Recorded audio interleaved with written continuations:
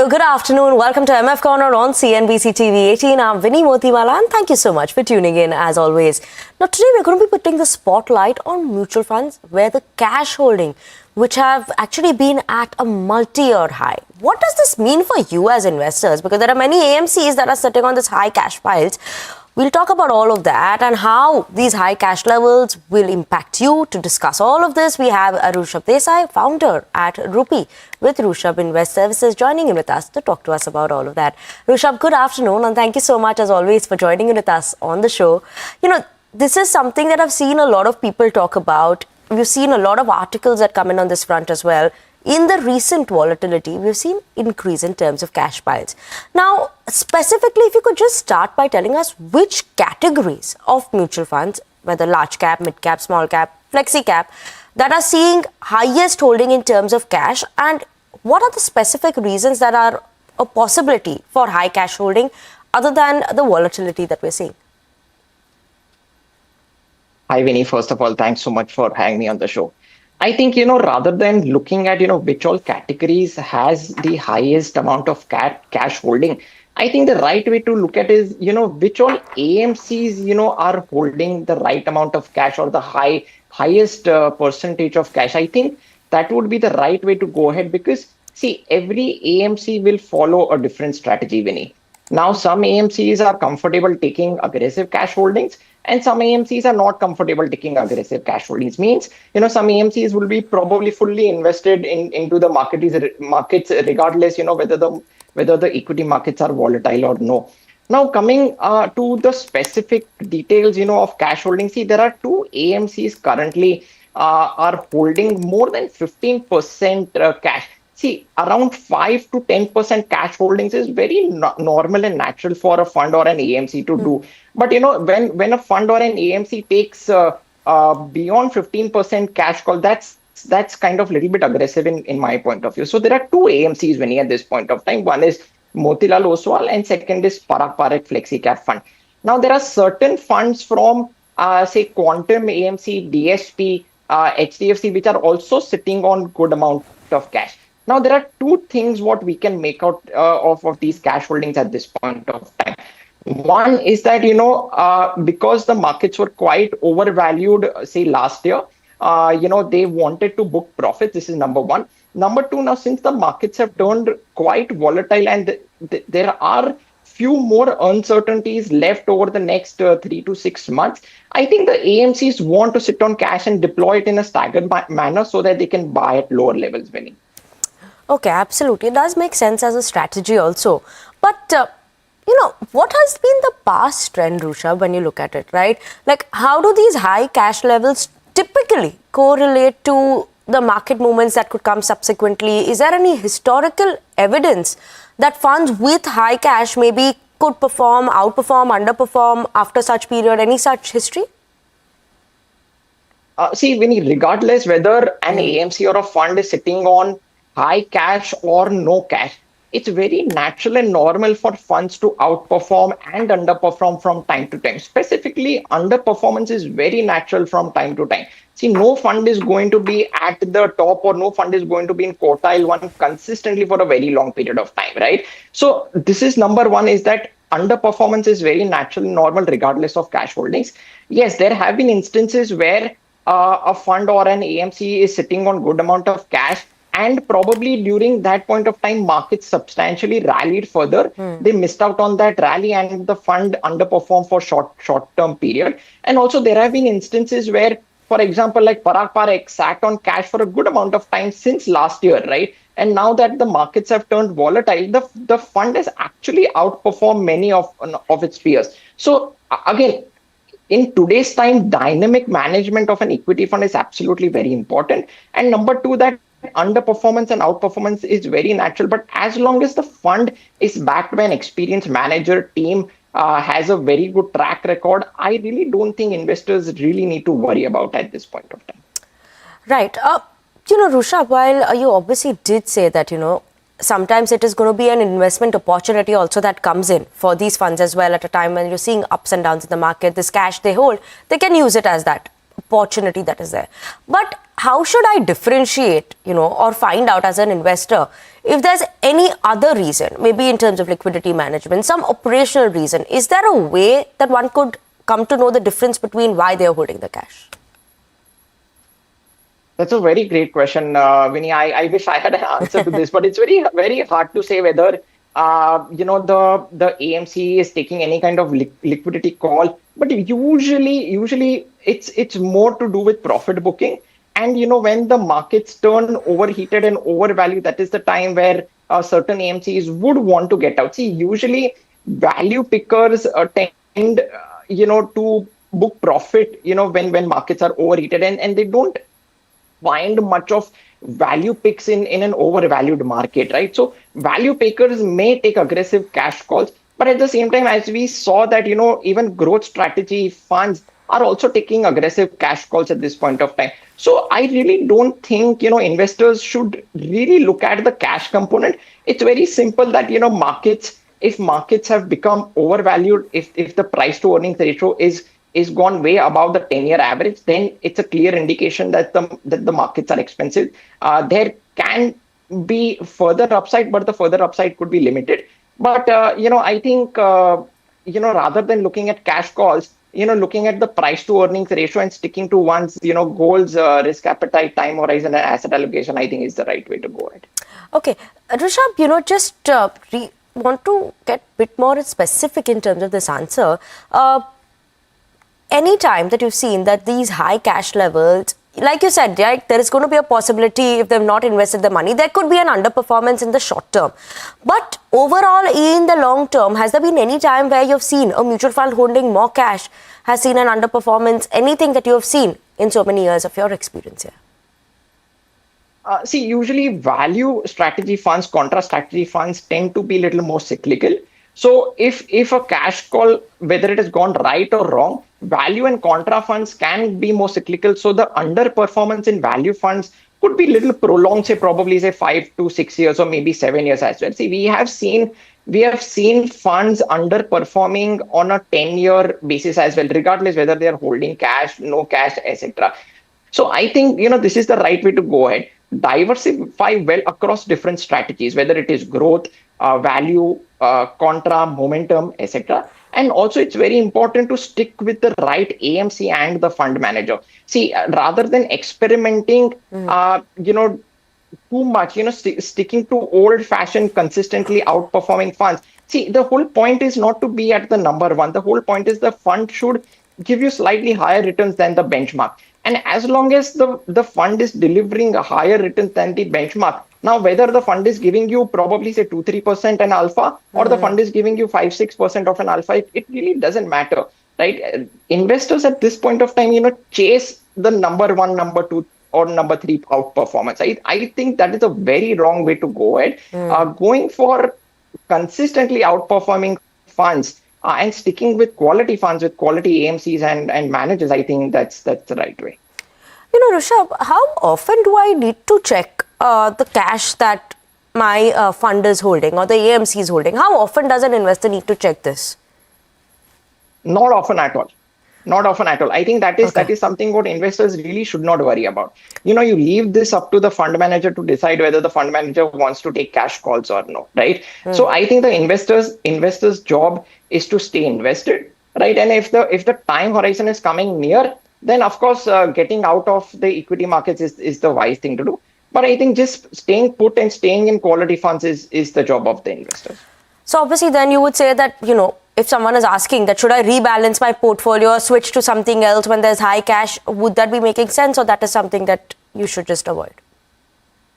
See, rebalancing should be done, when a fund is underperforming, number one, and when, to reduce the risk. So for example, say if my mid and small cap allocation is 50%, which has substantially gone up to say probably 70-75% over the 5-6 year period, then rebalancing can be done because the investor may not want to take too much of a risk in the mid and small cap space. Also, if the fund is underperforming, say on a 7-year period or a 10-year period, they by a good amount of margin, then that's the right time to get out of that fund. Because let's not forget that investors are paying an additional amount of money, an additional fee for active funds to outperform. So I think underperforming funds by a decent margin has no space in your portfolio, Vinny. Okay, and Rishabh, is there a time when you would say that, okay, if the fund is holding or the AMC is holding this percent of cash, then someone needs to be like, okay, now I need to figure out what to do. What is that percent that you would keep in mind? Well, there is no specific percentage, Vinny. As I mentioned earlier, that every AMC will have a different strategy. Now, just because an AMC is sitting on, say, probably 25-30% of cash, it really doesn't mean much. You should really let the AMC and the fund manager do its jobs. Whether the fund is sitting on high cash or low cash, as long as the fund is giving you returns and as long as the fund is outperforming the benchmark, that's all you need to worry about.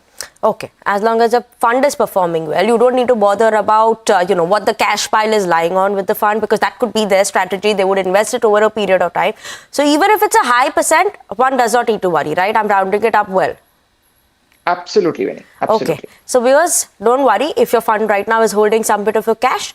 They have some strategy in mind where they'll be applying the cash. As long as they're performing in the medium to long term, you don't need to worry about that. That's a word coming in from Rishabh. But on that note, we're going to slip into a very short break. And now on the other side, we'll be discussing the focus that's coming in on ESG funds, the excitements that's there, and where does India stand in this story as well. So don't go anywhere.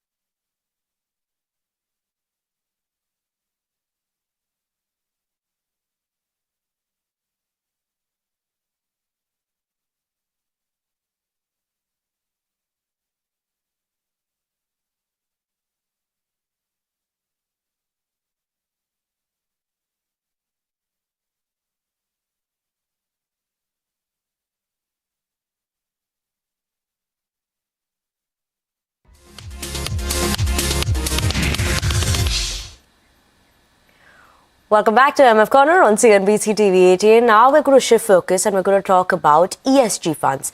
These funds are gaining traction in India. What are the factors that are driving this surge? What are the risks that are there, limitations that are there? Should you be looking to invest in ESG funds? What are the returns here? And we still have Rushabh Desai, from founder of Rupee with Rushabh Investment Services, to talk to us about that.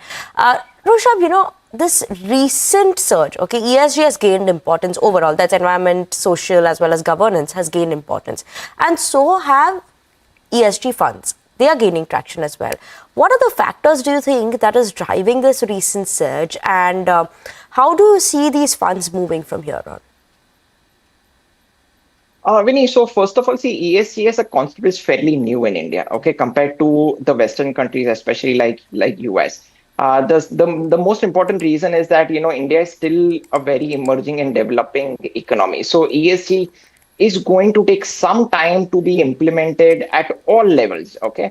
Number two is currently there is not much of interest in the ESG category. Now there are two specific reasons for this. As I just mentioned, it's India is still emerging and it's going to be very growth oriented. So every company, minusing the large companies, especially like the lower, mid, and the small companies, it's going to be a difficult task for them to maintain all three segments, whether it is the environmental factor, the social responsibility factor, and ethical governance factor. This is number one. Number two is that ESG funds do have lot of restrictions. They cannot invest, for example, in defense, pure defense companies, or like liquor or tobacco companies.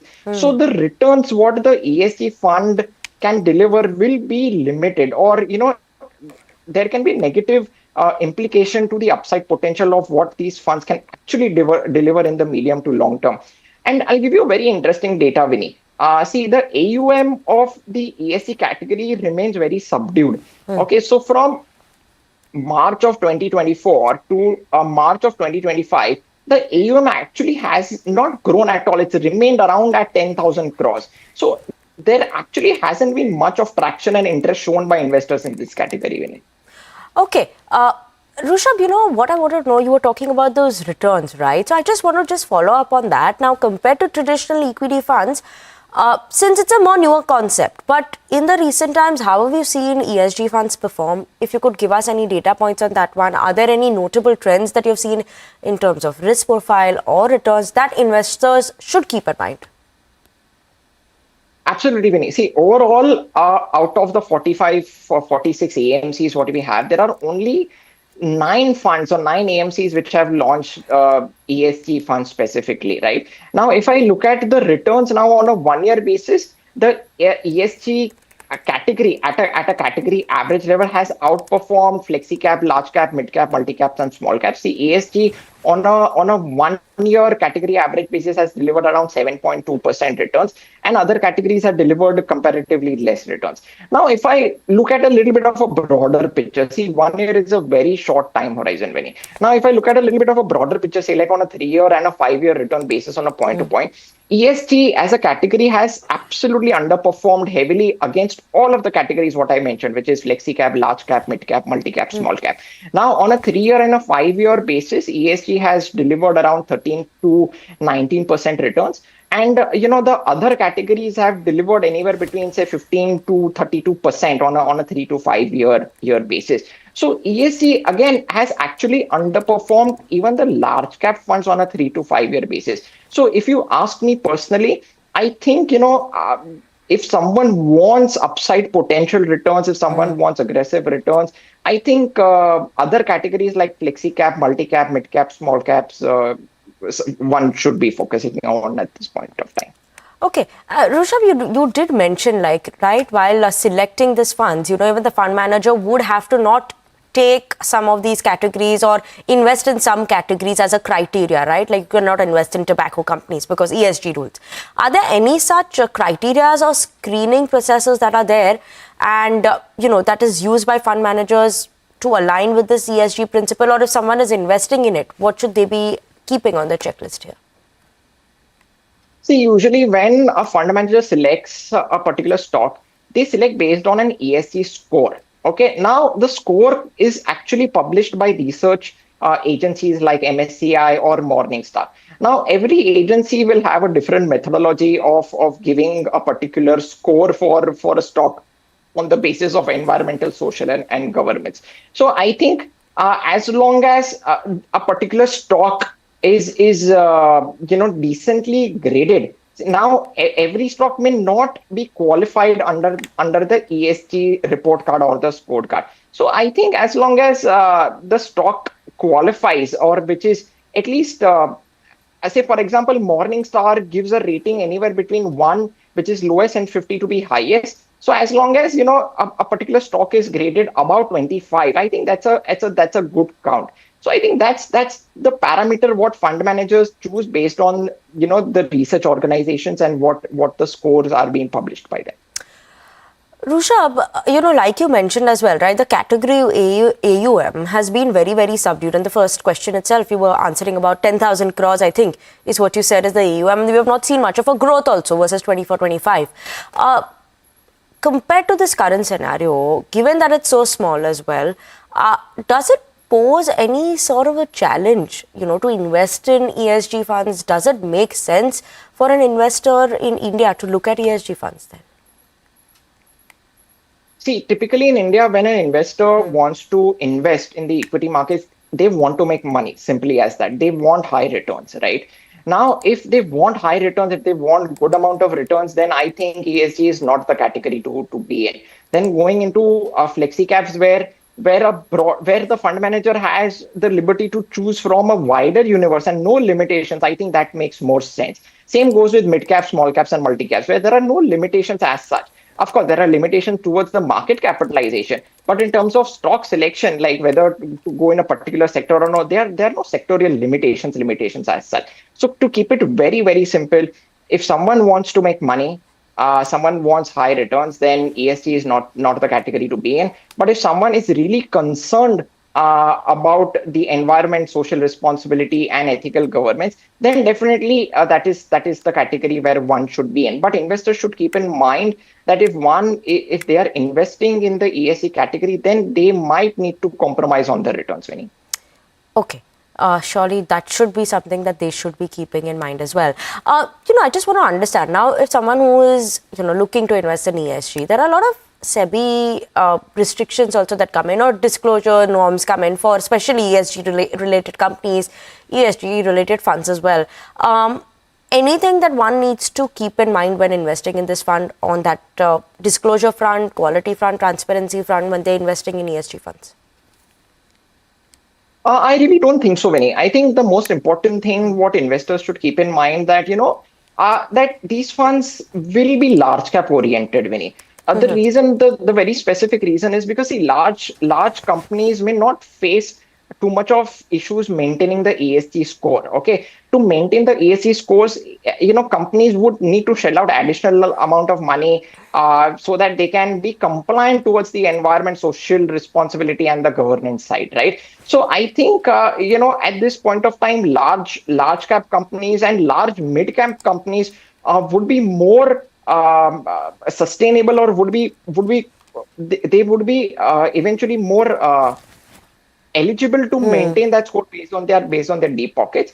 But I think in a country like India, where there is a large amount of population and there is a large amount of poverty, I think the lower end of the spectrum, which is the small caps and the micro cap space, they may face a lot of challenges, especially in terms of maintaining the environmental parameter of the ESG scorecard. So I think these funds could be more inclined to large caps, or probably little bit larger mid caps, but I don't think these funds would go more on the small cap side, Vinnii. Okay. If they wouldn't go more on the small cap side, I'm just trying to understand this, right? Because when we're talking about returns, then wouldn't it be something similar to your large cap funds that you're investing in it, or something where you would see in a Nifty index fund, Nifty 50 index fund? Wouldn't that give similar returns then? Absolutely, Vinnii. As I mentioned earlier, actually on a 3-year and 5-year return basis, the ESG as a category has actually underperformed the large cap space. So if someone wants to take large cap exposure, then going into the large cap category, going into the passive or the active large cap route makes most sense. I really think, if someone is really, really concerned about the environment and the ESG parameters, which is the social responsibility and government, then only one should venture into these funds.